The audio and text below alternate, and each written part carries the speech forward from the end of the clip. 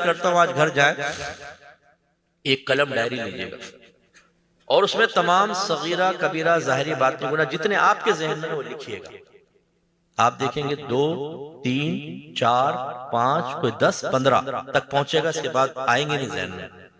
इसका मतलब है हमें गुनाहों की एक तो होता है मारिफत, पहचान। हमें तो गुनाहों के बारे में भी नहीं पता कि कौन कौन से गुनाह होते हैं, कितने किस्म के गुनाह होते हैं। कुछ सोच के साथ गुनाह होते हैं। हमारे नौजवान गंदी चीजें जहन के अंदर लेकर आते हैं, एक औरत का तस्वुर, जिना का तस्वुर, उसके साथ खराब मुआमलात का तस्वुर लेकर आते हैं। इसका मतलब जहन में भी गंदगी होती है। बात चीजें सही होती हैं, बात गलत होती हैं।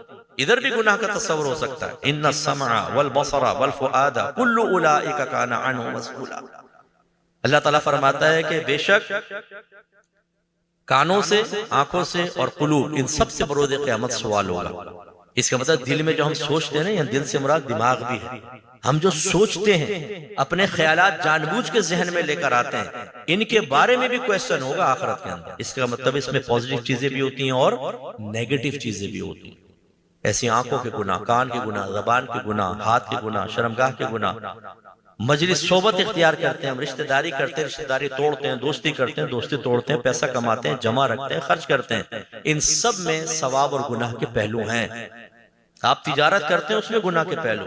आप घर के अंदर रहते हैं ना, बीवी बच्चों से बातें करते हैं, हमारा उससे रवैया होता है, इनमें गुनाह के पहलू।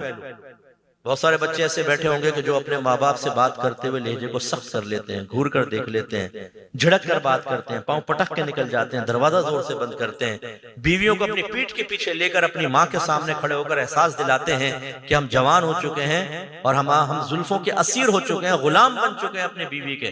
अब आप हमारे लिए बेकार किस्म की मखलूक है, खबरदार जो ऐसा। और जब आप उन्हें कहें, बोले यार अम्मी इतना दिमाग की दही कर देती है ना, चिक चिक चिक चिक चिक चिक चिक चिक चिक चिक चिक, आखिर आदमी क्या करे। ओए होए मासूम बच्चे, तेरा बॉस तेरे दिमाग की दही करे, कभी चढ़े बॉस के ऊपर?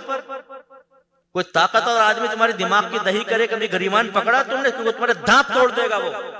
लेकिन माँ के बारे में तुम ये कहते हो कि जी दिमाग की दही कर दी, इसलिए मैं हाइपर हो गया तो ऐसा कर दिया। तुमने कुरान नहीं पढ़ा? फला तकुल लहुमा उफ़्युन वला तनहरुमा वकुल लहुमा कौलन करीमा। अपने माँ बाप को उफ भी मत कहो, उनको डांटो मत, नरमी से गुफ्तगू करो, लहजे हल्के करो। यहाँ कितने ऐसे टार्जन बैठे होंगे जिन्होंने माओ को घूर कर देखा होगा, लहजे सख्त कर लिए होंगे, बाप के सीने पे चढ़कर एहसास दिलाया होगा आपने हमारे लिए क्या किया है। क्या करता? तुम्हें डोनाल्ड ट्रंप बना देता? बगैर तो शर्म नहीं आती तुम्हें अपने माँ बाप के सामने खड़े होकर इस तरह के सवाल करे, तुमने हमारे लिए क्या किया है? तुम्हें पैदा किया है, तुम्हें जवान किया है, तुम्हारी देखभाल की है, तुम्हें काबिल बनाया है। इसीलिए अल्लाह तबारक व तआला ने कुरान में उनके एहसानात को याद दिलाया। इस तरह के हजारों गुनाह घर में हो रहे हैं, परवाह ही नहीं है कि हम गुनाह कर रहे हैं।